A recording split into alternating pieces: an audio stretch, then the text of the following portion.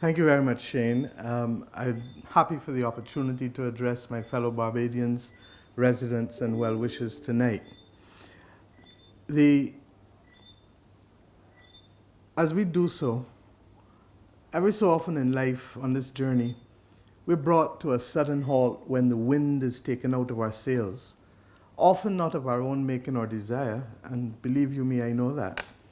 And somehow when we are left adrift, it is then that we begin to realize that those things that we valued so highly when we were sailing comfortably are not so valuable, and those things that we took for granted were too quickly underappreciated. Today I speak to you on the cusp of two significant holidays in our nation's calendar: National Heroes Day and Labor Day. Nowhere have these two holidays borne more significance in my mind than they do this year, where a list of 10 officially recognized heroes had to be updated to collectively include thousands more yesterday. To date, as the lives of each and every one of us have become dependent on the conscientiousness and sense of responsibility of those unsung heroes who continue to work during this trying time, to ensure, I might add, that Barbadians have some measure of comfort and normalcy, we are reminded that heroes are born and idols are made. As we continue to salute our medical professionals who leave their families daily to ensure that the rest of us remain safe, we must not ignore the value of the support services of the cleaner, of the hospital porter and orderly, of the supermarket and gas station worker, of our policemen and our soldiers, our bank tellers and branch managers, our water and electricity and telephone workers, all of whom and many, many, many more continue to perform their duties with dignity and respect. They stand alongside, proudly so, our nurses and our doctors on the front line, necessary, vital, indispensable. And so we are forced to recognize what we already knew. There is no front line without the back line, my friends. This evening, yet again, I salute you. I salute you all, each and every worker who has helped this nation and our people thus far in this still evolving challenge. And when this is over, we will redouble our efforts, trust me, to build that better society when all are valued for nothing less or more than their humanity. That remains our steadfast mission. My brothers and sisters, I know that the questions that many of you would like me to answer right off, straight off, are we lifting the curfew? Are we opening up restaurants? What about the rum? Can we get a sea bath?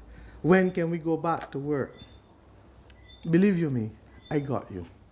And I will answer all of these and more before I end this address. But I want you first to walk with me a little as we speak about this journey that we as a people, as Barbadians, are on, where we are going, and the headwinds and the tailwinds. My people, this is one of those occasions when I would have preferred an opportunity to speak with each of you individually, one by one. But even though I cannot do so, rest assured that my team and I have been listening. We've heard your concerns and the realities of all Barbadians and placed them at the center of everything that we are doing. We know you're worried about the safety of your loved ones. You're worried too about your livelihood, and that you need more information about what is going to happen and when it will happen, and generally what you ought to be doing at this point. The truth is, I want to thank you because so many of you have just simply cooperated with us. But sadly, however, certainty is not in the gift of anyone in this new reality, any part of the world. What I can say to you is that your government is ready to do whatever it takes to keep you safe. And you would have seen that in the way that we pitched our tent high, in terms of the facilities that we have gone out and built, in terms of our workforce and making sure that they are at the center, in terms of holding stock levels of essential supplies well above our current needs in spite of our fiscal difficulties. We have a well-considered plan, but any plan we pursue must be done within the context and reality of this pandemic that we are facing. COVID-19, my friends, is not to be taken lightly. As of 6 p.m. this evening, a staggering 3,207,164 persons have tested positive for the coronavirus across the entire world. And regrettably, some 227,368 deaths have been recorded worldwide as of 6 p.m. 1 hour ago. Among these are too many Barbadians from across mainly the diaspora, and yet again we extend our sympathy to them, our hugs, our kisses, our prayers, our love. And today, regrettably, we lost our very latest victim here at home, a 78-year-old woman who had a history of diabetes and hypertension and regrettably was on the ventilator for 33 days. Our prayers remain with her family and all of the other families who have lost loved ones or who have had to pray as their family members have fought valiantly against this virulent virus. The sad occasion and this death today, however, coincides with the news of yet another day of zero positive results. And believe you me, we are testing. Over the last 2 weeks, we have had 7 cases of positive return as compared to 73 in the 5 weeks before that. We have well tested more than 1,200 persons. I don't have the exact number on me, but believe you me, we are testing. Apart from the unfortunate National Assistance Board cluster, it means that in spite of our heightened daily testing, at last the trajectory of cases in Barbados is declining. However, you and I both know that one swallow does not a summer make. The danger lies in those who may not be showing initial symptoms, and we have therefore to remain ever vigilant. Why? Because, my friends, this disease is nobody's friend. It does not discriminate, as we would have seen with Prince Charles and the British Prime Minister Boris Johnson and several others contracting it. We've also had celebrities like Ken Corsby and Michael Gilks who not only contracted it, but regrettably have passed. All the experts have pointed out that without the procurement of a vaccine or indeed at least an effective treatment, which could regrettably be as much as 12 to 18 months away, without that to fight this deadly virus, we will have to adjust to a new normal. And it is within this framework that we have now set out a plan for our country. A plan that will simply, my friends, require all hands to be on deck. The plan we will present to you today results from our experts listening to all at home and abroad, without arrogance and without pride getting into the way. When I speak of we, I don't only refer to myself as chairman of the cabinet, but I refer to all who have been acting in my stead, and I thank them yet again, from the acting Prime Minister to those members of cabinet who have been working flat out, particularly those who have been on the front line in government's administration as we manage this crisis. But I also refer to the senior public officers, from those, the Chief Medical Officer and all of the public health doctors and the Permanent Secretary in the Ministry of Health, and those from the Security and Emergency Planning Systems, those from the Ministry of Finance and Economic Affairs, those from the Ministry of Small Business, those from the Ministry of Agriculture, all across our sector. We have taken a whole of government approach, and with also the social partnership, a whole of society approach. I also speak of our key economic advisors who have navigated us superbly through this first 20 months of tightrope walking. And you know, I feel it because, as I said to you in Parliament on the 20th of March, we've gone straight back to the start line. So I know how Ministers Strawn and Cadell and Dr. Maskell and Dr. Greenidge and Professor Passad and P.S. Headley and Director of Finance Carrington and all of those in the budget analysts and the debt management section, I can see their faces now. I know how all of them feel because they have worked beyond the call of duty to take our country to this part. Similarly, the social partnership with whom we are interacting as a government every few days, the head of the private sector in the Chamber of Commerce, the BHTA, the Bankers Association, representatives of all of the unions, both Senators Moore and Caswell Franklin, Edwin O'Neill and Akani McDowell and Delcia Burke, BAMP and the other representative agencies in Setu Sab. We have been working. We've now been privileged to be joined for this national rebirth by our Jobs and Investment Advisory Council, comprising experienced persons and those with creativity, entrepreneurs and CEOs, principal of UWI Cave Hill, and persons in the cloth, former ministers of finance. We have a full team, local and Barbadians internationally, who have come together and already have had an initial meeting with myself as chair of the council, and we expect to receive reports from the various subcommittees to our 5 questions as to how we can justly rebuild and transform our nation. I wish also to thank the scores of Barbadians who also have been reaching out to the government and to myself, selflessly, tirelessly. They've stepped forward to serve and to share. They're not in it for the recognition. There are too many, but we know who they are, and we are immensely grateful because this is our nation. So as you can see, my friends, this is one of the most experienced and accomplished national advisory bodies, as well as a government that is committed to work as we move forward in this country. The social partnership is part of our model.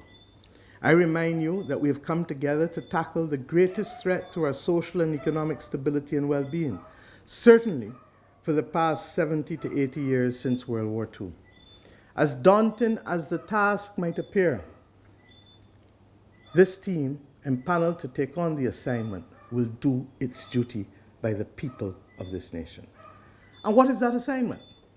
We have embarked upon a plan to wrestle the impact and effects of COVID-19 to the ground. We want to contain it. Over the past few weeks, we've thought of, analyzed, and carefully planned for many scenarios. And we've done our modeling. Trust me when I tell you, we have approached this matter from many perspectives, risks, and threats. Firstly, it must be generally understood that exiting lockdown before a vaccine or herd immunity, as I said earlier, is problematic, mainly because it appears that a large percentage of persons, maybe as high as 50%, with COVID-19 could be without symptoms, as they say, asymptomatic. They could have and carry the disease, and we wouldn't know. Contact tracing can help, but the only real way of identifying the asymptomatic carriers is through mass testing, and those tests are still not as accurate as we would like. Simply exiting lockdown in the presence of asymptomatic people and before a vaccine or herd immunity could send us back into lockdown again and again, and we've already heard them speak about different waves. Similarly, not exiting lockdown is also a problem, and you know it and I know it. No amount of drama in the economic statistics, no amount of even citing a doubling of unemployment in the last 8 weeks or 20% contraction of our economy and counting, none of that describes the stark reality that a vast majority of our population now do not have the savings to manage comfortably without income for even a short period of time. We're not Norway. We don't have a sovereign wealth fund built up that can help us get through this period. It would be hard to conjure up circumstances more likely to tear apart our social fabric, the social fabric of this society that has been worked upon so hard by generations of people. It is hard. And my friends, when you think of those who may be unemployed or short of food and whose everyday freedoms are now constrained, we really have to pause. There's an essential psychological and time dimension too. The spirit of Dunkirk, for those of you who remember that famous moment in World War II, or the spirit equally of those in Golden Square before the start of World War II, right here in our own Bridgetown, on the night of July 26, 1937. These spirits could be evoked at the beginning of the first lockdown, but not after repeated prolonged lockdowns and depressing uncertainties as to when or if this will change. Dunkirk occurred right at the beginning of the war, not in the middle of destruction and despair. And indeed, Golden Square heralded the beginning of our political movements and our labor movements as we know them. There is also, my friends, a troubling contrast.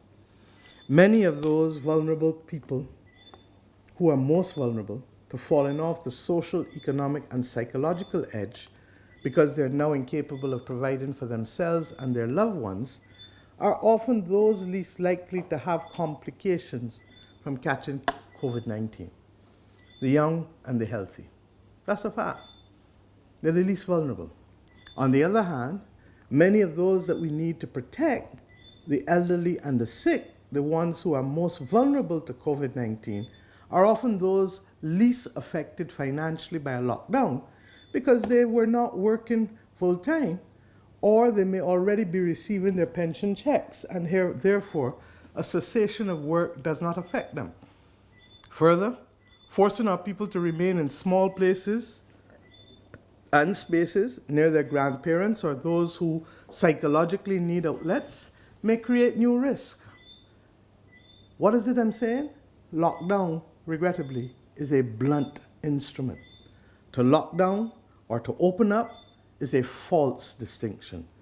More useful divisions are between people who are predominantly safe and those who are largely vulnerable, and the activities that are mainly safe and those activities that may be too risky to undertake. We need to exit lockdown after a period long enough to see those with symptoms, treat and isolate them, and carry out contact tracing.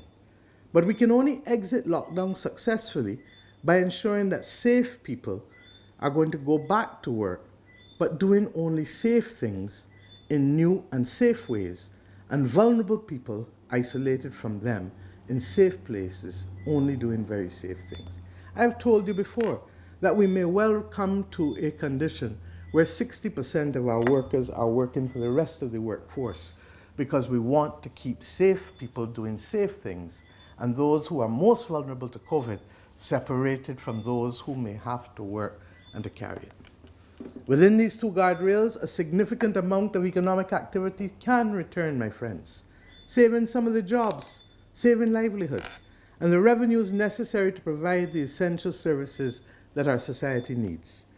This exit plan requires three things. First, we need to identify those safe people and those who are vulnerable.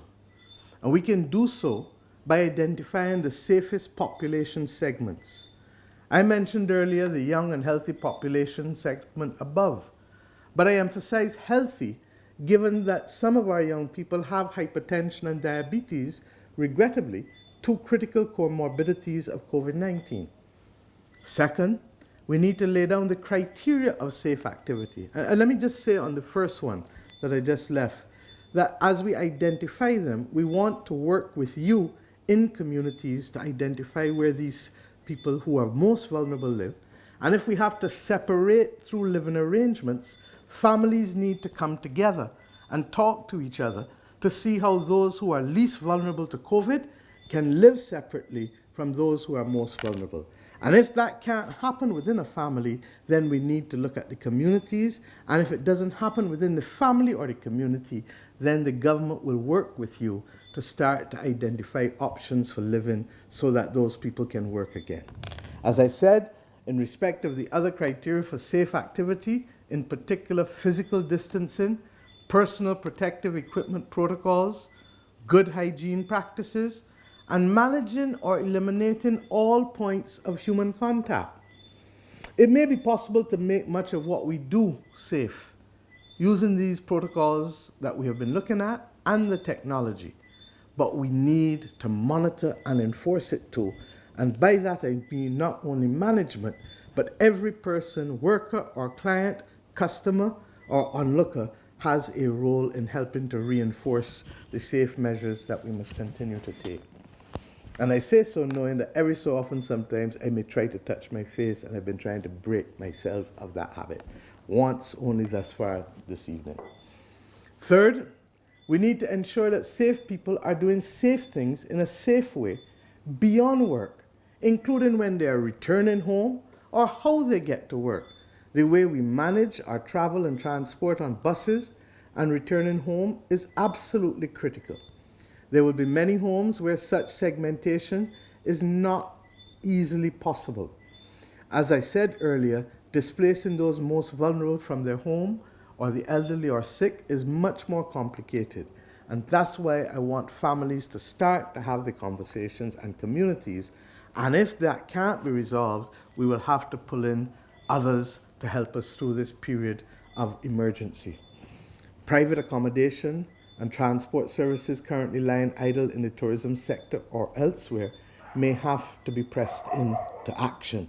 But we are small enough to go into every community and every workplace and have the conversations, because this is unlikely to leave us in a hurry. So my friends, this plan is about three main things. First and foremost, it's about public health and keeping people safe post-lockdown. Secondly, it is about exiting full lockdown and starting to bring back activities so that we can go onwards and upwards, and stopping the spread of severe risk to society and security from not doing so. Finally, it is about breathing hope and killing despair. I want to repeat it. It is about breathing hope and killing despair in our land. It is a plan that engages all of society and makes a subtle shift from command and control to a sense that we are doing something positive about our lives, our communities, and the circumstances in which we find ourselves. Permit me now to share with you some of the new protocols that we will require for all activities outside of your home.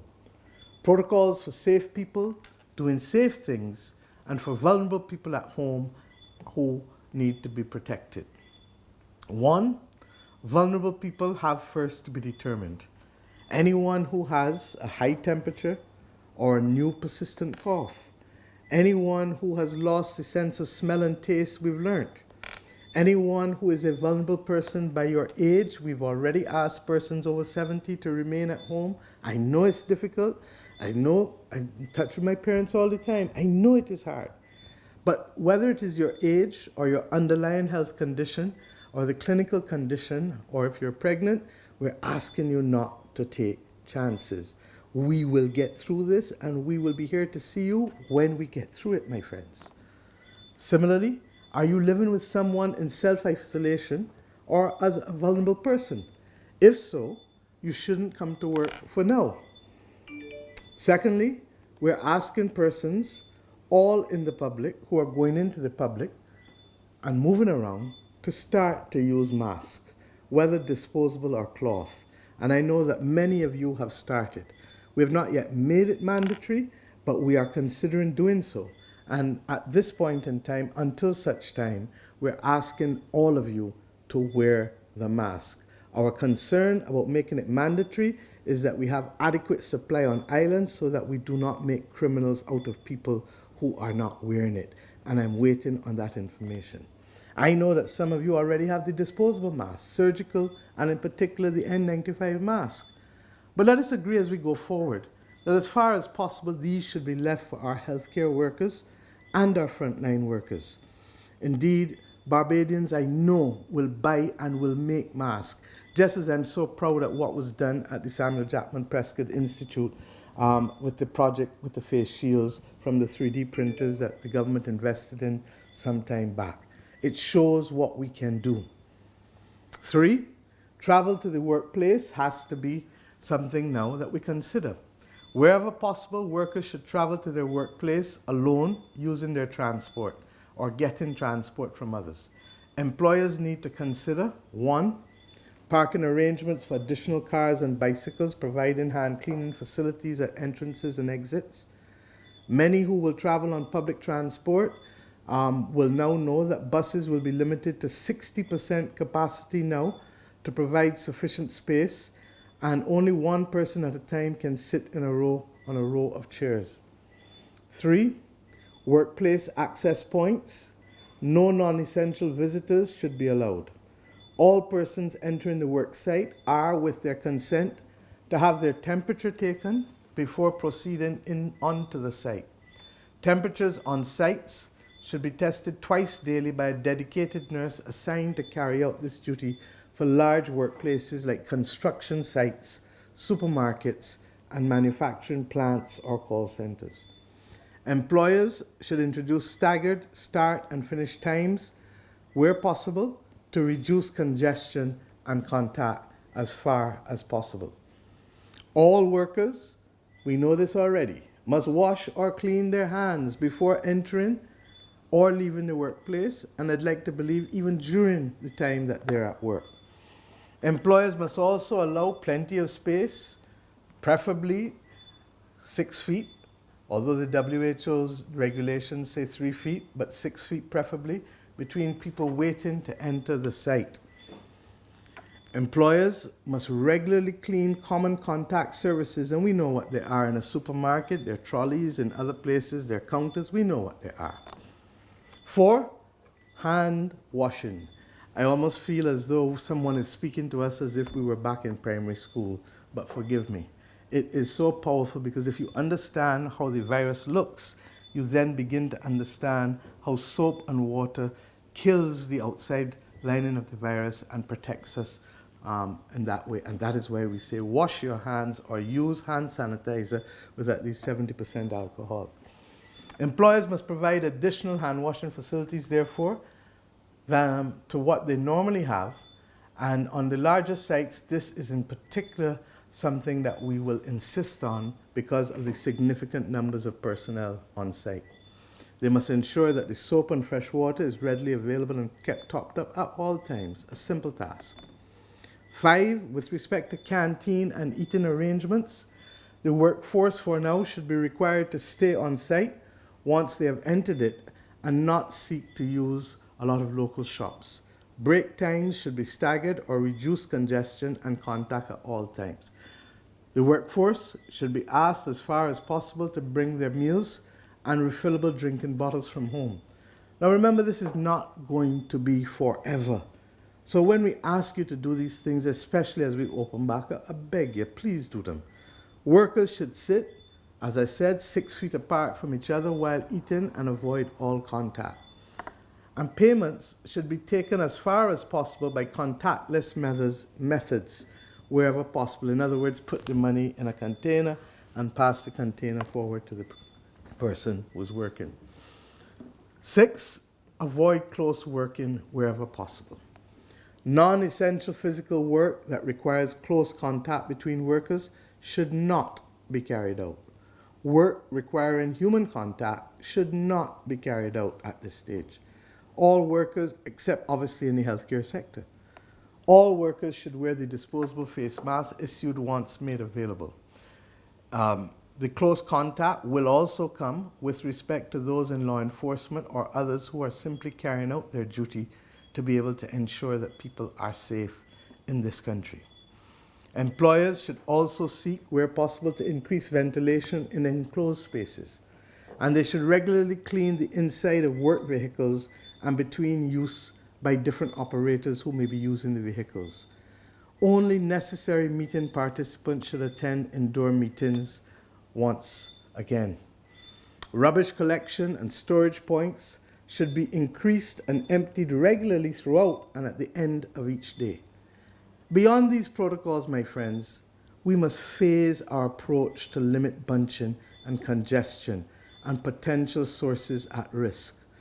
I now refer below to a list of activities that obviously will be distributed electronically and in the media, but I'm going to go through them for the avoidance of doubt, and that we believe that it is now safe for us to start in phase 1 to manage congestion and density. This list will be posted, and as I said, we will review it every 2 weeks. But if necessary, we will take action in between in the event of a public emergency or the public interest. The sectors in which we can deal with this, therefore, are threefold. First, those activities that can be carried out without public gathering. Second, those activities that are not carried out in close proximity to others in enclosed spaces. And 3, those activities that are an integral part of the supply chain for any essential services or products or of any sector that is already open.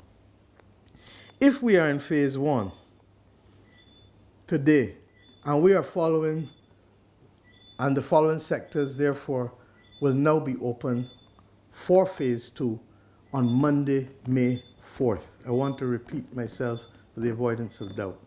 We will be moving to phase 2 on Monday, May the 4th. And everything that was allowed to function in phase 1, and you know what they are, from the limited operations of banks and supermarkets and hardware stores, etc., they will continue to function. For the absence of doubt, therefore, please remember and look at the documents that are already out there that would have guided you over the course of the last few weeks. Similarly now, we want to add these sectors that can be carried out. Anything that can be carried out fully at your house, fine. Online, fine. But we want to add now construction and mining, landscaping, gardening and pool services, food and beverages, manufacturing and retailing. So it's not the actual restaurant, it's the manufacturing and selling of food and beverages.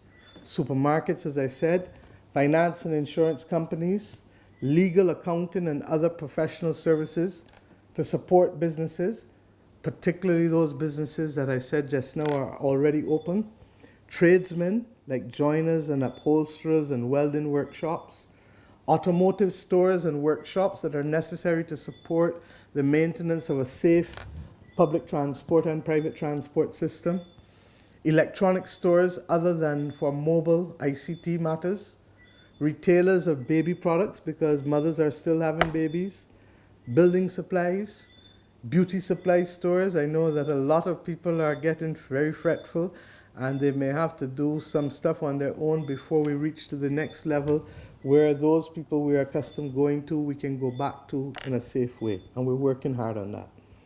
Health and medical services have already always remained open. Office equipment and supplies, pet services and supplies, because equally pets are living animals and therefore they need to be able to have access to medicine or to whatever else they may need for us to keep them safe. Safety equipment, security products and services, marine products distributors, educational suppliers, dry cleaning and laundry services, distribution and printing supplies, delivery companies. As to what many of you have been asking for, we will allow the sale of alcohol from Monday, May the 4th, but no consumption in public. And believe you me, my friends, we will monitor this closely. I am not by any means approved, but we have to look out at this stage for the wider public interest. We would also like, in a very limited way, to reopen our beaches from May 4th. And therefore we will start only between 6 in the morning and 9 in the morning, every morning, and particularly for those elderly people who may have joint problems and who cannot therefore exercise on the road or run or walk, but who need the sea in order to be able to allow their bodies to be able to get that kind of movement that is necessary to avoid the pain. May I say that we will be monitoring closely to see whether we can safely widen this window, but at this stage it is only 6 in the morning to 9 in the morning, and we are encouraging persons to go to the sea, exercise on the beach, go in the water, come back out, exercise if you may, but do not congregate on the beaches. If not, we will have to take additional action. To help, I will also now share with you a list of what we do not now yet consider safe or essential activity, but we will work with you in those businesses to settle clear protocols so that we can have safe work for you and your customers. What am I referring to in phase 3 potentially? These are the ones that we will review generally in 2-week modules, as I said, but we reserve the right to bring forward any if necessary in the public interest. I refer now specifically, therefore, to those that we will look at in phase 3, potentially after May 18th. Bookstores, home furnishing, houseware stores, clothing stores, flower shops, restaurant equipment and wholesale equipment, schools generally, sports equipment, souvenirs and gift shops, arcades and betting shops, barber and beauty stores, personal care and wellness suppliers, sports suppliers, and of course entertainment and restaurants. And with those, we will look forward to see how best we can deal with them, particularly with whether we can bring forward elements of drive-through and also delivery for restaurants. We will address that separately when I'm satisfied that we have the appropriate protocols to be able to reopen. And it may well be in that last category that we may get there before May 18th, but we must have the requisite protocols to protect our people. Let me now address the public service. Earlier today, my Minister of Education, Santia, spoke to the country and indicated that classes in the third term for all public schools will officially start electronically next Monday, 4th of May. For the avoidance of doubt, please, no child is to go physically to school at the school plant for classes. Why? Because she announced that it will be electronic, that they will use the G Suite Tech Drive project, which will provide much needed assistance to several students who require devices in order to participate in the remote learning platform G Suite for Education, which the ministry will be using. My friends, this is not a perfect situation, and we did not plan for this at this point. But I am extremely pleased that this initiative has garnered significant support from the private sector as well as individuals across our nation who have come forward to help us in the effort of ensuring that more of our students receive the platform, the tablets, or the various instruments in order to be able to participate in the electronic learning. With the best will in the world and even with the money available, there will also be a supply and logistics issue with most borders having been closed across the world. And we will therefore have to see that we give first and foremost those students in greatest need across the educational system to these tablets. With respect to the rest of the functioning of the public service, we can very cautiously reopen many areas of the public service on a phased basis, both to provide additional services to the public and to support the private sector effort. I wish to stress that this initiative to ease restrictions is being guided by the best advice from our health professionals regarding infections on the island and other relevant data. Against this background, effective Monday, May the 4th, next Monday, the following will pertain. 1. Those government offices which have been functioning over the curfew period will continue to do so with their regular staff numbers. These include the General Post Office, the National Insurance Department, and the Customs and Excise Department and Immigration Departments.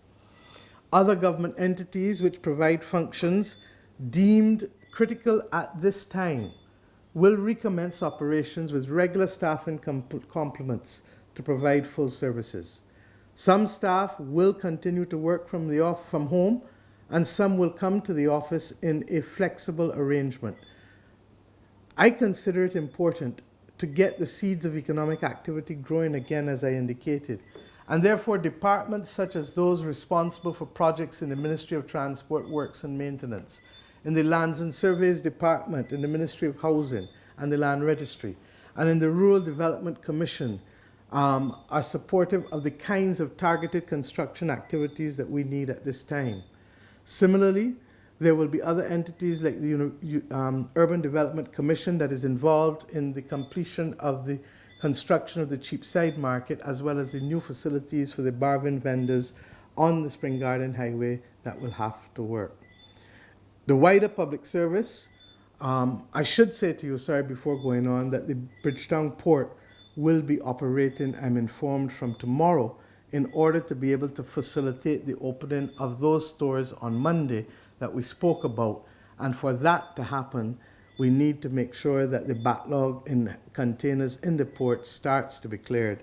And similarly, the Attorney General has already recognized that a number of persons involved in those businesses that will open Monday will need to be able to move in order to be able to get their offices ready to engage the public at that point. The wider public service generally will open with minimal staff on Monday, May the 4th, and will provide only basic services initially. These entities will increase their staffing complements and services provided in the coming weeks as the situation allows.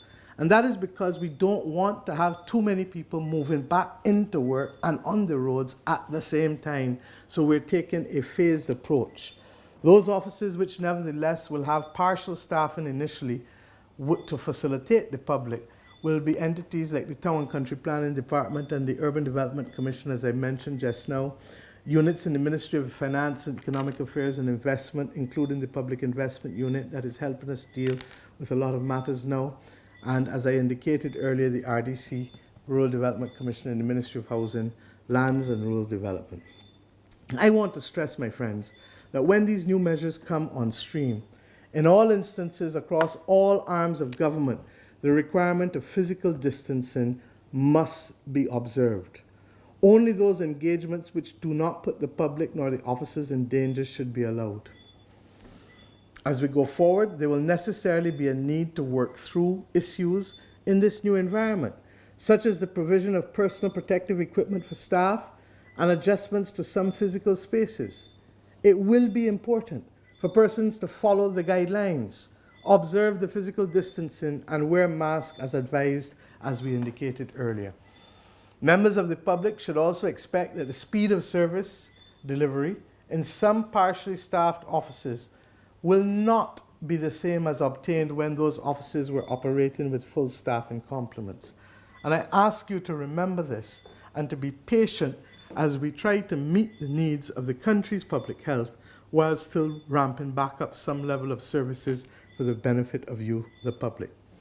I also encourage, wherever possible, those of you who may communicate with government offices by telephone or electronically, do it wherever possible. Where it is necessary to physically interact with the government agencies, then clearly I'm asking you in these first few weeks to try as far as possible to follow the lettering system that is now in place for your shopping and for the conduct of your bank transactions. Note I said as far as possible. We are adults and we need to trust each other. But remember always, if it gets out of hand, the government will take whatever action is needed to protect the health of the people of this country. From all reports, the system has been working reasonably well. The first few days, I know people were nervous, but over the last 2 weeks, 10 days, whatever it was, we have seen generally that people have found their feet. And we expect similarly with government agencies that you will find your feet as we deal with this phased reopening. There are a number of approaches which will be used to ensure best working practice in this new environment is achieved. First, as I said, those officers who can work from home will have the opportunity to do so. Over the past 5 weeks or so, many officers have been working remotely already, and in the coming weeks, we will be seeking to acquire the technology for more of you to provide that option as far as possible. Secondly, a system of staff rotation and flexi time will be implemented across the public sector, and the Ministry of Public Service has already been discussing this with its union partners. Permanent secretaries have already been requested to provide operational plans to give effect to these approaches, and this process will therefore be managed by them in consultation with the head of the public service, and officers will be informed by the permanent secretaries and their heads of department. So if you are in doubt over the next few days how you will work within your ministry, then you need to report to your superior, head of department, or permanent secretary for them to advise you how it will be done. And my friends, we've been doing it in a number of ministries the last 5 weeks. I keep telling you that the doctors told me I'm supposed to be on sick leave, but I know the efficiency of the environment within which the government has been operating, because very often, almost daily, they have reached out to me electronically, and officers have done so from their homes safely, but we've gotten on with the business of the country. There will be adjustments and refinements. Let me tell you that up front. There will be adjustments and refinements as we go forward. I've told you over and over, we are not omniscient, and therefore we will listen and we will respond. We will continue to discuss with this public sector and any other sectors the protocols that would allow us to be able to open you at a sooner date than what we are planning to, if possible, but if not, in a phased manner as we go forward. So my friends, every 2 weeks on average, we will look and see, but as I said, if necessary, we'll move forward. In front of phase 2 comes phase 3 and phase 4. And many of you may ask, what is phase 4? Well, phase 4 will be when we can return to as close to normal after an effective treatment or vaccine has been procured, and we can get back to the kind of life that we were accustomed to. But we are not yet there.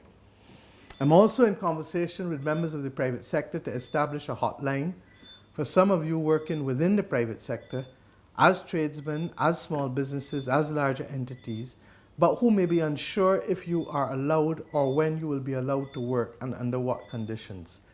This hotline will hopefully liaise with the relevant health and government officials to provide the answers and approvals to you and to your companies and other individuals in a seamless way.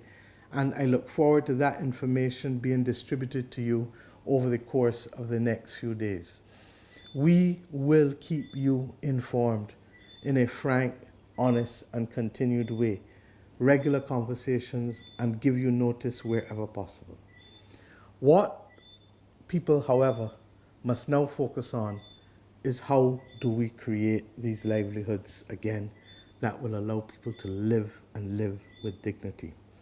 If we move to phases where people are doing safe things in safe ways, there will be a return of a degree of economic activity, employment, jobs, and income. Note I said a degree, but it will take a while before all activity returns. Tourism will not be as quick to return, although at the CARICOM level we are speaking to see what will be the kinds of protocols that will have to inform us, because we are not going to take foolish chances with our people. Financial institutions will also be cautious. The economic consequences, my friends, as you are seeing every day, not just Barbados, not just the Caribbean, are severe. We estimate that over the next 12 months, and we've had to revise upwards the numbers that we spoke about 3-4 weeks ago in Parliament, that we will lose now in the vicinity of $450 million in government's tax revenues as a result of the economy being fully, partially shut, or only slowly opening. There will be less income tax collected, less corporation tax, less value-added tax, less excise tax, less duties, less fuel at airport, and the air transport levies, well, that's shut down for now. We have spent or committed over $75 million in health-related expenditures over the course of the last few weeks on different items. Whether it is isolation, quarantine, treatment centers, new planned equipment, some of it was, fair enough, equipment needed by the QEH for many years. And that, along with that for the polyclinics, constitutes a good $40 million outside of the sum of money that we have tested, with the remaining going towards the COVID-19 epidemic. So my friends, this is a time when we need to press forward. The government has recognized that we will also have to spend significant sums of money, and I'll share that with you shortly, on the National Insurance Scheme, which is being overwhelmed by the number of unemployment and severance applications. Without doing anything, the difference in public revenues and expenditures in this country could worsen by a cumulative $700 million. While this is challenging enough to deal with, what has kept us on course has been the certain knowledge that if COVID were to have struck us in May 2018, when the country's reserves were barely above $400 million, the country was running then a massive deficit after a decade of even longer deficits, we would be in a very different position than we are today to meet the crisis. It wouldn't just be the hotels that would be shutting, but indeed probably most of government. There would have been no money and no credit to buy ventilators, to buy the tests, to buy the personal protective equipment, to fix up Harrison's Point, to do a number of the things that we've been doing. It is the hard work done over the course of the last just under 2 years, from our debt restructuring to, regrettably, yes, the higher land taxes for some, and yes, the bus fares for all, that has enabled us to focus firmly on our public health first. Just before COVID-19 struck, our reserves had reached $1.55 billion, the highest level at that time recorded on a like-for-like basis for a while. Today, as a result of the low-interest borrowing from our partners, the Inter-American Development Bank being the most recent one, our reserves today, as I speak to you, are just over $1.7 billion. It is more than enough reserve cover. And the governor of the central bank will speak to you tomorrow, and he will carry you through where we are with respect to the condition of our economy and how we can endure what we are going. Ironically, we are also in the middle of an IMF mission this week as I speak to you, and we are moving along in a manner that is satisfactory and to us as to them. Our economy was sticking to the course, provided us with the reserves, provided us with the room, provided us with the credit, and enough standing now, regionally and internationally, for us to launch this most comprehensive integrated program that the country has had ever seen, largely because we've never had this kind of crisis facing us. We focus the program on supporting those who have lost their jobs in this shutdown, and to keep those as far as possible who have jobs into the jobs. The economic plan, as I said earlier, has 5 parts. The parts are different, and so it is not straightforward to add them up into one number. But the effect of them is to fill the hole in spending in this economy to the tune of near $2 billion over 2 years. This is the biggest package of spending initiatives ever rolled out over a 2-year period on a supplemental basis from what we would otherwise have as our core activities. Some of these measures were announced, as I said, on the 20th of March, just over a month ago, and I only repeat some of them in summary here for you to see how the entire package of actions fits together and relates to each other. The first part, as you might well recall, was the acceleration of $1.7 billion of public or public-private or private capital works program across infrastructure, renewable energy, digitization, affordable housing, refurbishment of buildings, fixing of roads in this country. Many will focus on what they're familiar with, the construction of hotels, but there is much emphasis here on the new sectors of renewable energy, improving the environment, health and educational services, digitalization of products, particularly government's records, and allowing us to move to an e-government platform as far as possible, support to entrepreneurs, and the provision of houses, particularly for low-income and lower-middle-income Barbadians. Second part is a massive drive towards greater food self-sufficiency, and you all know that the feed program is seeking to add 750 additional acres, and they've started already in that program alongside with the traditional larger farmers in the island who are being encouraged to expand production as well. The third part is a series of new measures amounting to $210 million to support households affected by the shutdown. Part of this you know already, and I'll come to it, and part is new. And the fourth part, which is largely new, which I'll announce tonight, is a series of measures that inject $215 million one way and a $200 million fund being mobilized on condition that we hold on to as much staff and jobs as possible. And indeed, the fund to which I've referred, you will hear me refer, would be the establishment of a Barbados Tourism Fund for assisting in working capital and, where possible, blended finance towards the modernizing and upgrading of our tourism product. Part 1, my friends, the public and private sector program, I shall not spend much time on, as I said, because I've already spoken to you about it, and that is the public and private capital works program of $1.7 billion over the course of the next 2 years.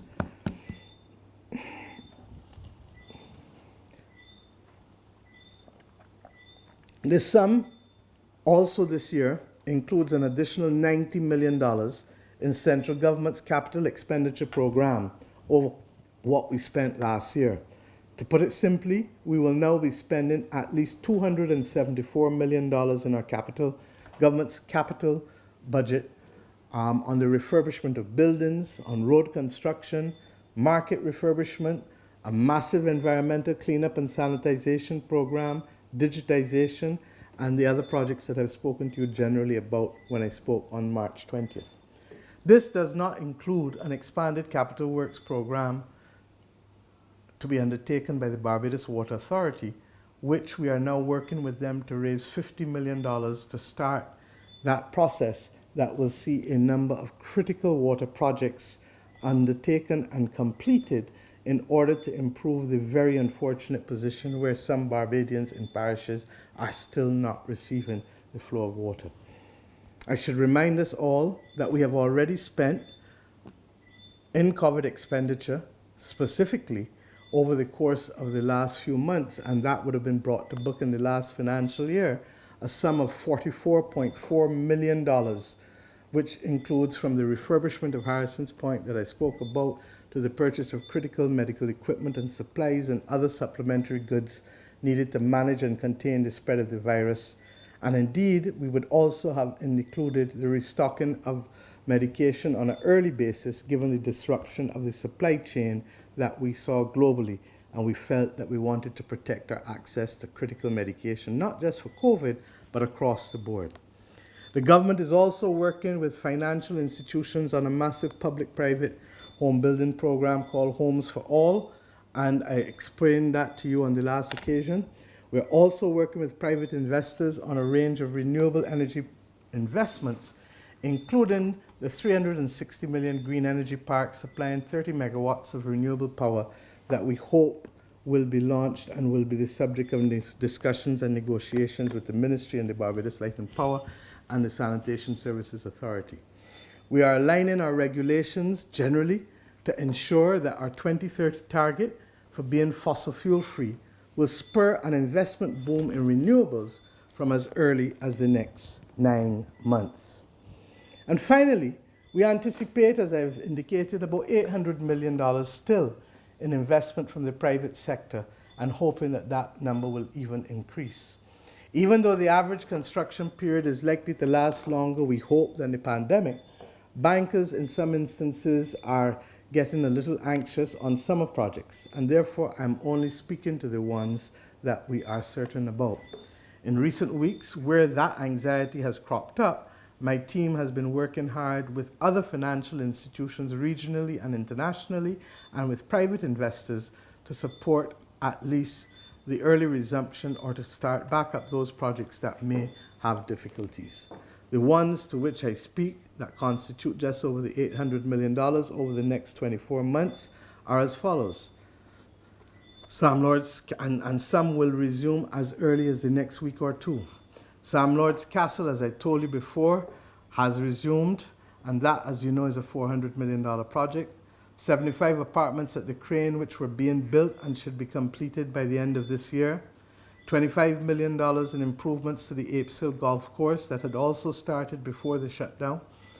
The projects that we are working on to start, we hope by the end of June this year, include the $60 million expansion of Sandals at Dover that they'd like to see finished by the end of the year in time for the next winter season, hopefully if we are in a position to reopen. The $200 million Sagicor Retirement Villages project, which has already garnered a number of purchases and commitments and therefore can proceed going forward. The Hyatt Ziva project of $400 million. And may I say at this stage that we need to start the demolition of the two remaining buildings, the MG Tucker site and the other site of liquidation center, as soon as possible, and preferably before we are fully operational. I am being advised that that may be as early as this weekend or next week. This is by no means an exhaustive list, my friends, but only the very immediate ones.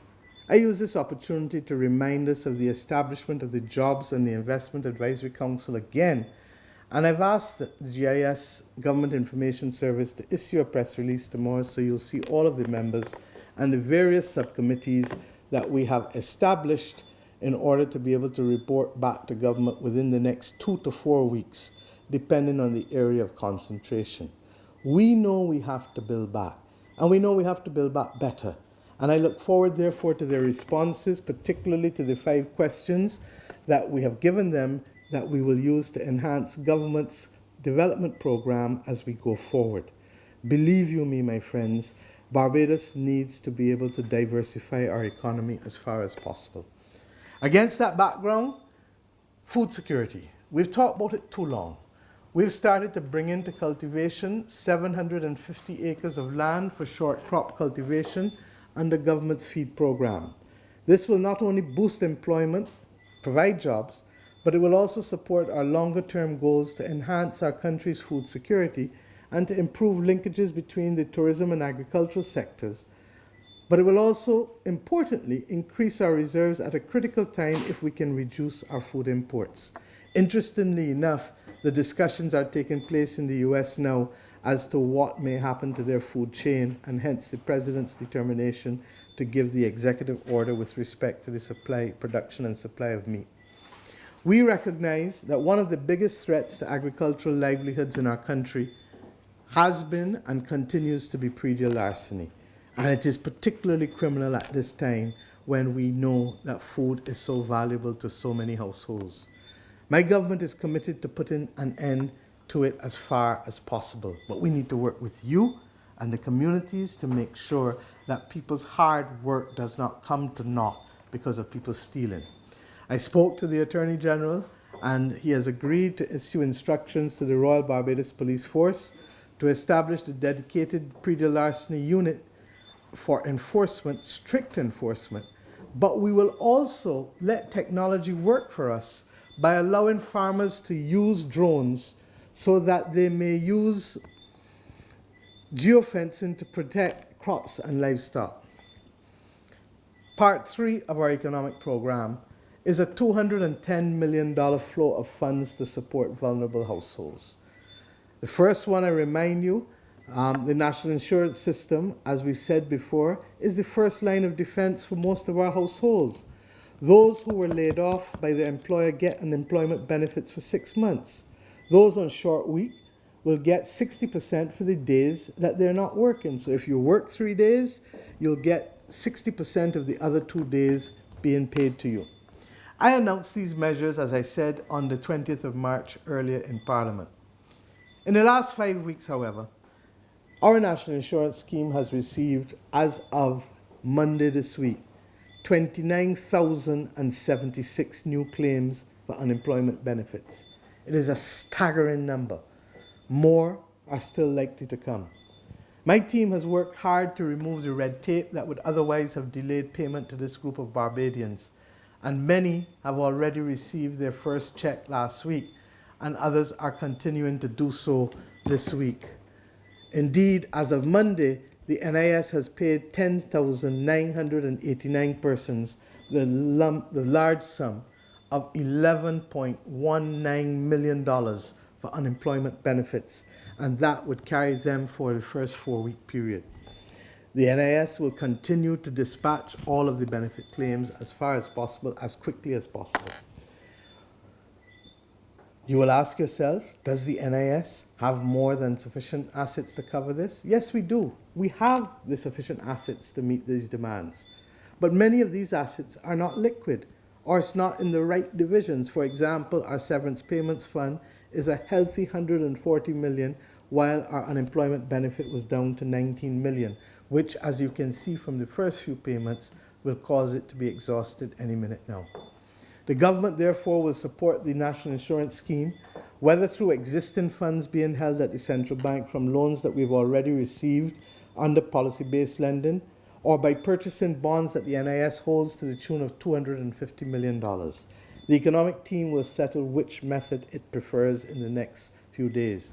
But in essence, if we go that way, we will prepay the NIS early bonds that it holds and finance potentially the issuance of a pandemic solidarity bond to allow the NIS to move forward without in any way affecting the deficit, but at the same time meeting the needs of those almost 30,000 Barbadians that are claiming unemployment benefit. We are satisfied that some of them will go back out to work in the next few weeks as we reopen Barbados, while some of them are likely to be there for the long haul.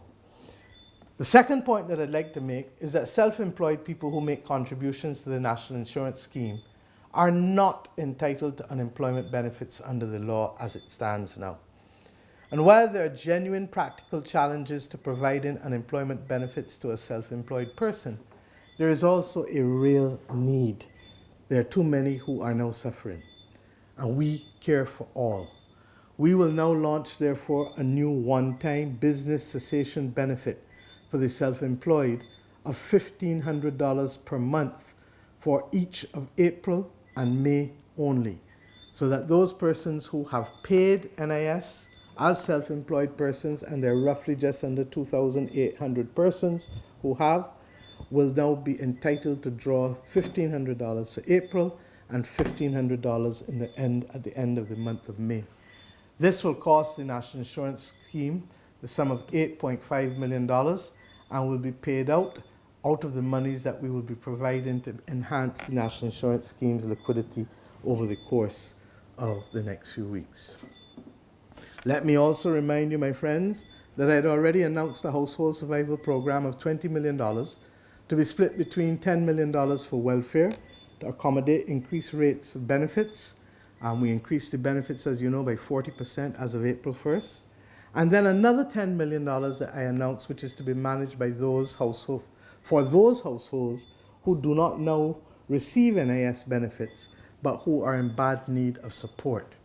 This, we announced, would also be supplemented by the Adopt Our Families program that, my friends, I want to thank you, has already received just under $900,000.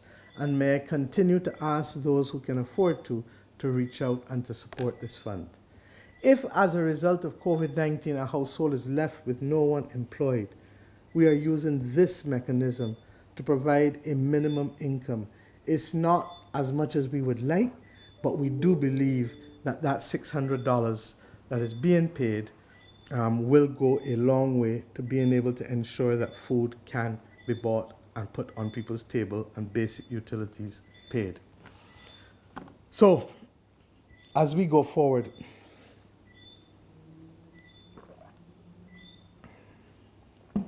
this hardship cannot continue, and we can only do our best to be able to fight it, and that is why the Household Mitigation Unit will continue to provide the effective implementation of these sums.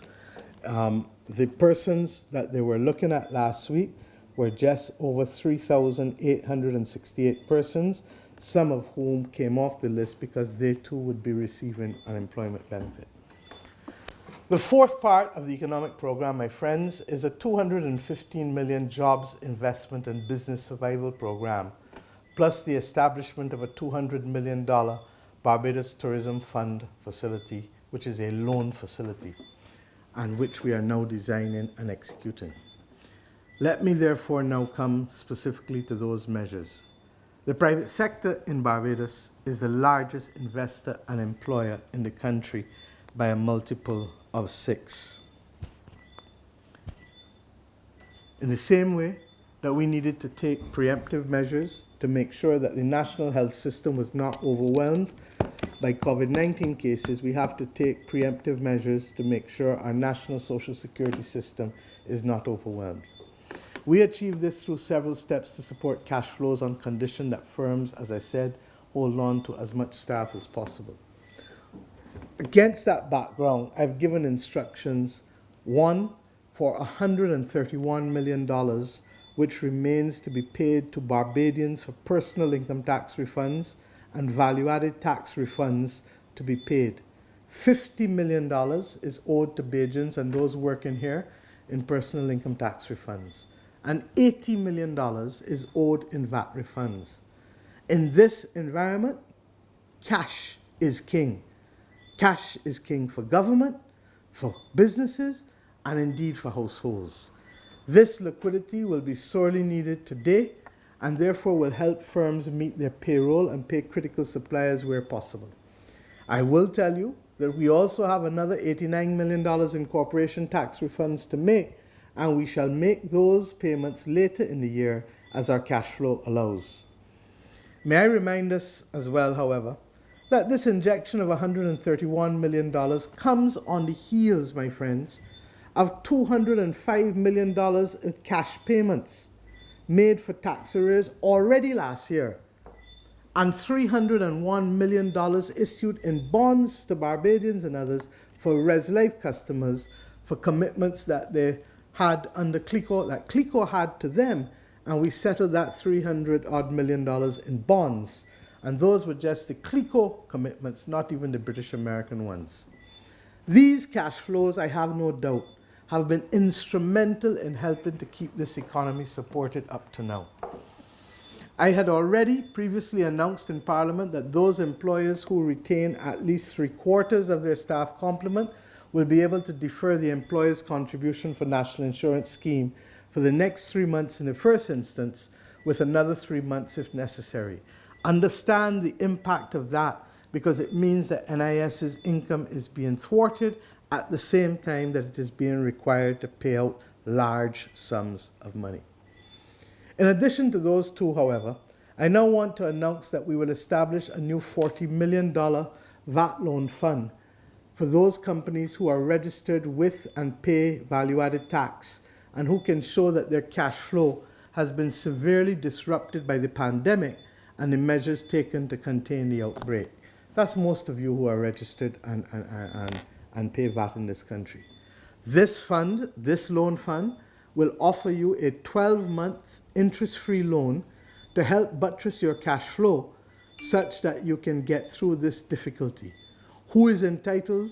Persons who are generally registered with VAT are companies or individuals whose turnover exceeds $200,000 per year. The amount that you may borrow at any time from this fund is limited to 50%, or should I say half, of the amount that you may have paid in your last VAT filing before the onset of the pandemic. This fund will be capitalized by taking the money out of the catastrophe fund that has accumulated over the last 15 years, and this will require legislative amendments which we will undertake urgently.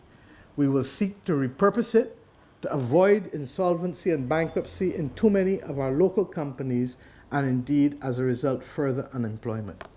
I want to reassure the people of Barbados about this, that these funds are most needed now. And while the original intention for the catastrophe fund was for this money to be used to assist us in a natural disaster catastrophe, we believe that we are now facing our greatest catastrophe in modern history, in our region, in the world for that matter, since World War II. In 2018 and 2019, when we were restructuring both our domestic and our external debt, and listen to me carefully please, we took the opportunity to include natural disaster clauses that allowed us to have a provision that should we be hit by a tropical storm or a hurricane of a certain parametric trigger, like Tropical Storm Kirk, we would be able to suspend going forward now both the principal and interest of our government debt for 2 years, such that we can meet the immediate needs of the costs of managing a natural disaster. In simple terms, should a tropical storm or a hurricane greater than the strength of Tropical Storm Kirk from 2018 hit us, we will be able to draw down about 1.7, or we will be able to get, I should say, $1.7 billion in fiscal space given the deferral of our debt payments that are provided for in this in this natural disaster clause. Against that background, my friends, what more would 50 million do for us when we will access and unlock literally $1.7 billion in our fiscal space?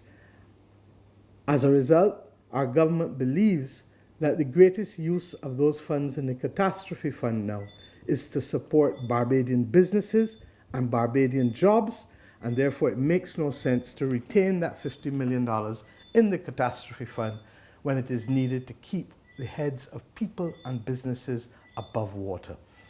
Eligible firms must maintain at least 75% of their normal staff levels to be eligible. There is as well a special project unit that is now being established in the Barbados Revenue Authority to help us better manage the payment of those refunds owed that I spoke to you about, the 131 million, and also to manage the applications to the $40 million loan facility that we're establishing under this program. I'll come to where the other $10 million from the catastrophe fund will go very shortly. We will also establish a $20 million small business wage fund administered by Fund Access for firms too small to be eligible for VAT or VAT refunds. We're really talking mainly about micro and small businesses. And this fund that we're establishing will now contribute $500 per month per employee up to 5 employees, where that employer is registered both at the Small Business Association, the Barbados Revenue Authority, and the National Insurance Scheme. And if you are not registered with them at this point in time, you need to do so before the 18th of May in order to be eligible for this amount of money. In short, you will be able to get $2,500 per month for 2 months to be able to assist with you with your payment of wages up to 5 persons for each month. The firm must commit to holding at least 75% of your overall staff. So whether you had 10 and you're down to 7 or 8, I don't think anybody's going to kill you if you come in at 70%. But we need to be able to help you at that point. And Fund Access has been told to have an open approach and to be responsible for advertising and managing the details along with the Small Business Association as to how your businesses will be able to access this fund over the course of the next week or 2. We will also develop a $200 million Barbados tourism facility to provide urgent working capital and investment loans to Barbadian hotels during the current period. Even as we work to diversify our economy to ensure that we have more global businesses operating from our country, and there are a number of discussions that we're going to have over the next few months as to how we restructure and repurpose this economy. But even as we do all of that, tourism will still be a mainstay in our economy. All different types of tourism, from the traditional sun and sea to medical and educational tourism as we've seen in recent years, from new visitors to repeat visitors to those from the diaspora who may be interested in more long-stay tourism and therefore are better suited in a post-COVID environment because of the tests that would be required once travel reopens. Many of our hotels equally are also in urgent need of working capital. Their revenues have disappeared overnight. Gone. Boom. Gone. They need support. In addition, some believe that now is the time for them to upgrade, expand, or to modernize some of their facilities so that they can return more profitably when things open back up than they were before.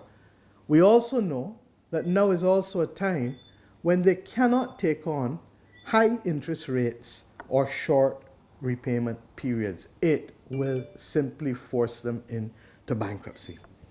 Accordingly, the government is designing the facility to seek to offer attractive interest rates and repayment periods. It will focus also on lending for good development outcomes, such as job retention, hence a reference to working capital, such as links with local agriculture, conversion to renewable energy, and indeed the upskilling of the local staff that they have employed at the hotels. My friends, we are shareholders in the Inter-American Development Bank, and we are working with its private sector lending arm, IDB Invest, to work to establish this $200 million Barbados tourism facility. We will also encourage commercial banks, credit unions, and institutional and individual investors to participate in this facility by offering co-financing from the IDB and a 10% guarantee from our Tourism Loan Guarantee Fund. We recognize that while the scale of the solution needs to match the size of the challenge, so must the speed of the solution. Consequently, my friends, we are now working with ANSA Merchant Bank to work with the government in the provision of bridging finance. The government itself will seed this facility with $10 million towards the bridging, as well as ANSA for another $10 million. until such time as we can conclude our discussions with IDB Invest and other institutional and individual investors. We will publish the further details on the bridge financing in the very near future and on the full facility thereafter. I must tell you that I would not normally have mentioned this until we had fully completed the facility, but I recognize that we are well on our way to settling it, and that it is important that those in the tourism sector know that we are seeking to work with them at this most vital of moments. This will not replace the need for them to have access to private capital, whether it is debt from banks and other financial institutions, or equity from other investors locally and regionally. And believe you me, we need to start to learn to trust each other more and get more involved in equity for our hotels and for our direct tourism services, from attractions to restaurants, etc., without believing that we should have over leveraged firms that literally are struggling to survive. You know, there was a saying that Eric Williams once said that half a loaf is better than no loaf at all. And the simple message is, let us come together and use our capital together to build stronger businesses that can withstand this and other threats as we go forward. In addition to these new funds, last month I also announced that we have been in discussions with the banks on providing support to businesses and individuals impacted by COVID-19. I announced then an agreement that we had with the banks in Barbados that they had affirmed their commitment to working with their customers through these difficult times. In particular, the banks had then agreed to a 6-month payment moratorium on existing loans and mortgages for persons and businesses directly impacted by the pandemic, and 2, temporary working capital financing options for corporates and small businesses who are directly affected by COVID-19. We recognize that for many of the micro businesses, we would now be talking equally about the credit unions. The banks have reported that they have already given, in many instances, payment holidays to persons who need free cash flow during this difficult time. This is a report that I took from them earlier today, and similarly, that their credit card interest relief of up to 50% by some and payment waivers in other instances by others for 3 months has been pursued, with interest not capitalized but added thereafter to the balance, again allowing for cash flow relief for some of our businesses and individuals. Working with their existing corporate and small business clients, the banks are also seeking to offer, in some instances, in many instances I'm told, overdrafts and other working capital support. And following the crisis for those who are still unemployed, after the 6 months have gone, not now, after the 6 months, banks will seek to work with their clients to restructure their loans to ensure as little disruption as possible for future cash flows of their clients. And finally, they are also working with us to be able to help, as I said, in the national agenda for growth by ensuring that they can work with those foreign and domestic investment entities who are companies who are interested in making investments in the country. I had also asked the governor of the central bank to meet with the banks, and I'm happy to report that he did so recently, given our concern on a disproportionate reliance on fees by the commercial banking sector. Why? Let me share with you. The revenue from fees at all of our banks grew from $78 million in 2008 to $126 million in 2018, while interest income for the same period of time declined from $637 million to $525 million for the same period. This is not a sustainable model for growth, nor does it reflect an energy in the interest of being able to make funds available to be able to provide the oxygen to fuel the growth in our economies. The governor has reported to me today that the banks have agreed in the first instance to 1, that there shall be no maintenance account fees for seniors, for persons who are senior citizens holding accounts. 2, that and I believe that this has existed in some banks before, so this is not new for all. 2, that there will be no over-the-counter charges for persons over the age of 70. 3, that there will be no maintenance account fees for youth accounts, and I've asked them to please indicate what they constitute or what criteria constitutes youth so that the public may be aware. The Governor has also indicated that achieving more concession requires additional dialogue, but that the issue now is timing, given the recent onset of the COVID-19 pandemic has obviously negatively impacted employment, and that this could in fact erode some household savings as clients withdraw balances to support their purchases to live as we go forward. Reduced bank charges on deposit accounts would therefore be helpful generally, and I've asked them to continue that discussion therefore with the banks. At the same time, I must tell you, the banks are legitimately concerned that their non-performing loans and provisions will rise, with the risk of increased write-offs if this crisis is prolonged. And the central bank therefore has indicated to me that it therefore proposes to require banks to ensure that all fees are easily accessible to all online, preferably through a clearly visible link on their homepage. Customers equally, they have indicated, must be notified by the banks of any changes in fees or any new charges via email or on other social media platforms, and I'm adding to that snail mail where necessary. Further, the central bank has also agreed that it will publish now every 6 months a comparison of fees bank by bank to make sure that customers are aware of their options. We need to work together to get out of this crisis. And this government's approach has been one that has seen us sharing the burden, as you know, and therefore we will not deviate at this point. We expect, therefore, that in addition to the funds which the government has created, businesses need to work with their banks and the credit unions to take full advantage of these measures. The most important thing, my friends, is to stay alive, to keep people's head above water, to tread water if you have to. For if you do so, when the country and world starts to open back, then you can resume the mission of building your lives and of us transforming our nation and improving generally the lives of all of our people.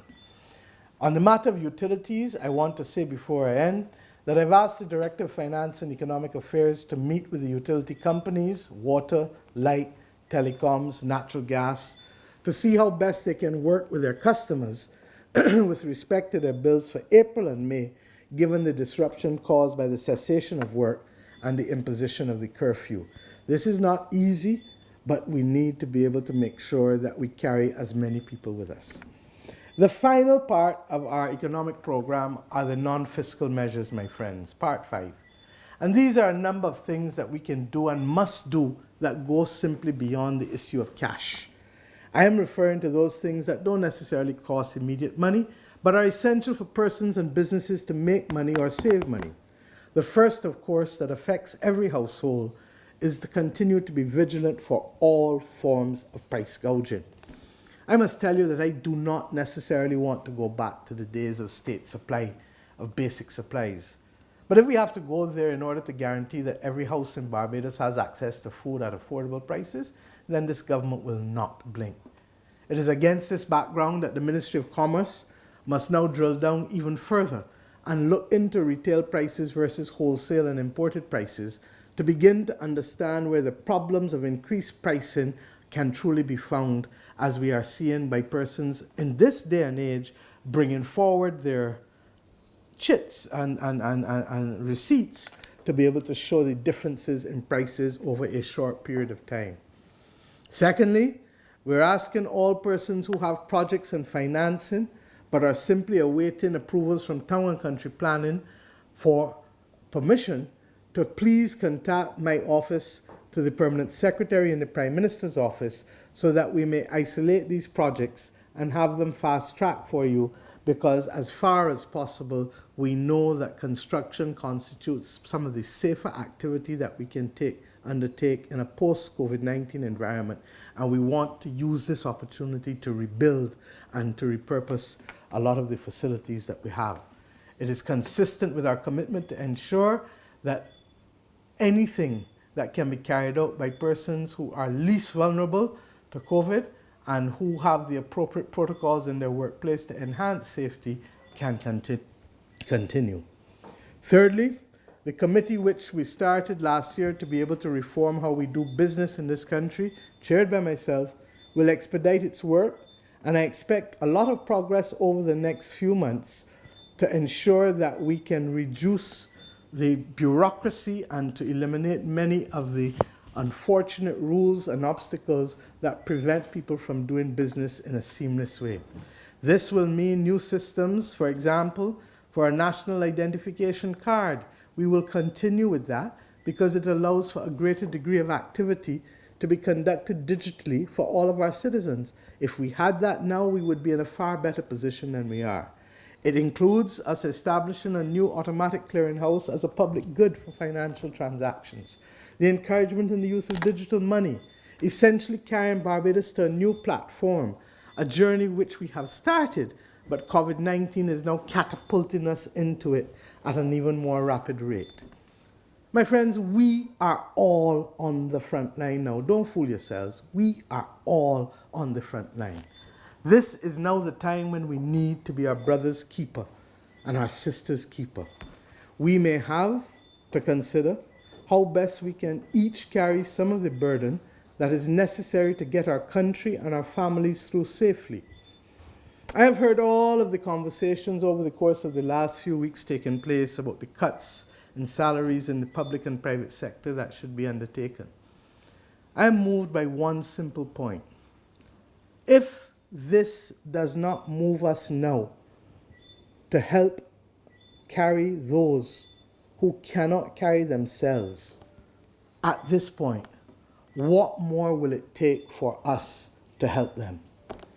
I am therefore requesting that we set up a subcommittee immediately of the social partnership to start the urgent conversation to determine how best those of us employed by the public service and even the private sector in some instances may contribute through mechanisms such as cash and bonds and all other ways to help offset this tremendous cost that the government of Barbados will have to bear to be the provider of last resort to many of our citizens and many of our businesses. And what do I mean specifically? If we were to isolate those who are earning $3,000 a month and below, whose income is already precarious, how best can the rest of us earning more agree to take a relatively small portion of our salaries in pandemic solidarity bonds to be repaid perhaps in a 3 or 4 year period or sooner, to allow us to support this extraordinary effort of helping to carry our brothers and sisters who have had their livelihoods ripped from them through no fault of their own. I'm not going to go further on this point at this stage, but I want every Bajan to sleep on this tonight and for the next few nights.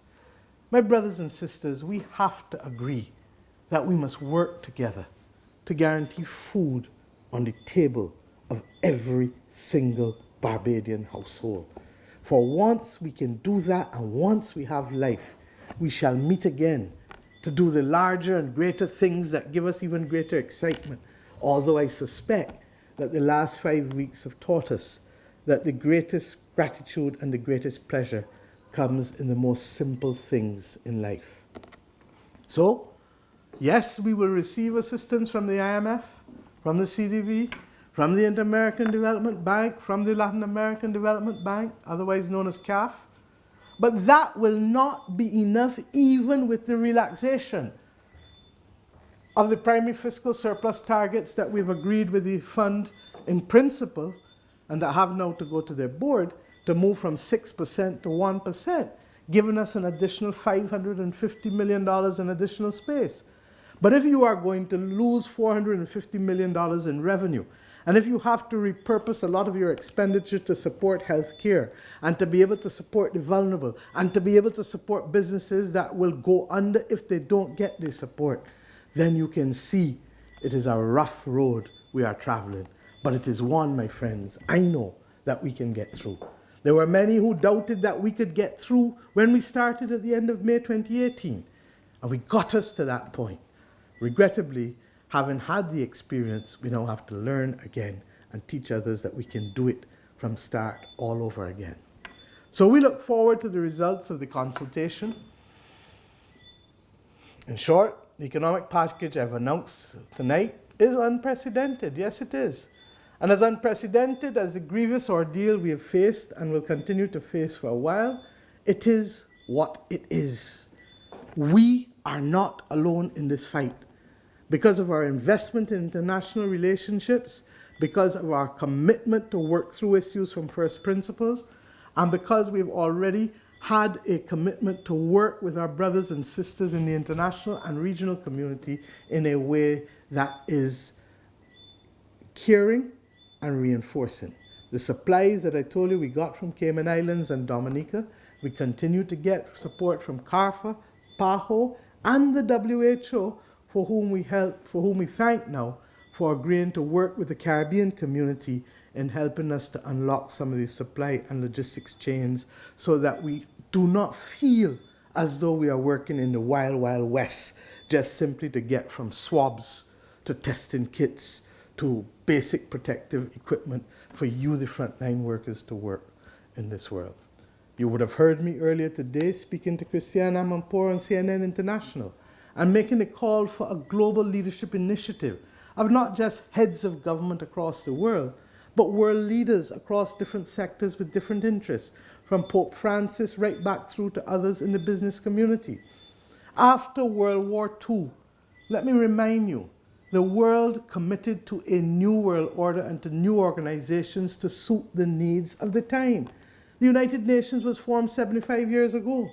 Many of the other organizations that we now call the Bretton Woods institutions, the IMF and World Bank, they too may have to look and see how, as they are doing, repurposing themselves. And I had an excellent conversation with the managing director of the IMF yesterday and with the day before yesterday, and with the president of the Inter-American Development Bank to see how best we can help change some of these rules. Because as you heard me say today, simply asking us to deal with per capita income to determine whether we can access loans or grants is not enough. That's like taking my blood pressure from 2 years ago and determining whether it can be used for me to determine whether you think I'm going to have a stroke tonight or not. It is completely irrelevant. It is completely futile.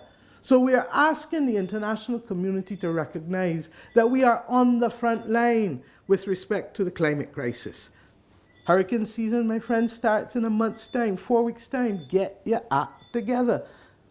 2, with respect to high debt and low GDP. And in this regard, Barbados is now better than most because we have gone through the period and process of restructuring our debt, which has made us fitter to be able to meet this point in time, and also to have the natural disaster clauses, which I explained to you, will help the country even more than we're being helped now actually in this pandemic. And finally, that we also need now to face everything that this pandemic portends for us, from the cessation of business to the loss of life. That's why today I called on that program for moral leadership. Moral leadership that must extend from the household to the community, to the country, to the international community. Just as we know that you must take care of the least vulnerable in your household, we got to do it in the community. Just as we know we must take care of the least vulnerable in the community, we must do it in the country, and we must do it internationally. And in the world with some limited assistance by brothers and sisters across the world, in solidarity with each other, I'm telling you, we will only make this journey together. And that's why I say that we do not accept in this region that this region is both invisible and dispensable. And that is why our voices must rise together if necessary. But our voices must rise to be able to demand a just world, a level playing field, and a level of moral leadership that reminds us of the things that matter at the end of the day. We are not asking for simply handouts, but we ask for a helping hand and a level playing field. And I say to you, these are not just words.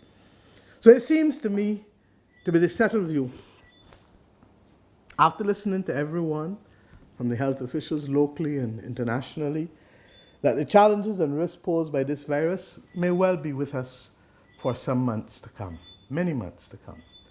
This is now a new reality with which we have to live, and we can do so.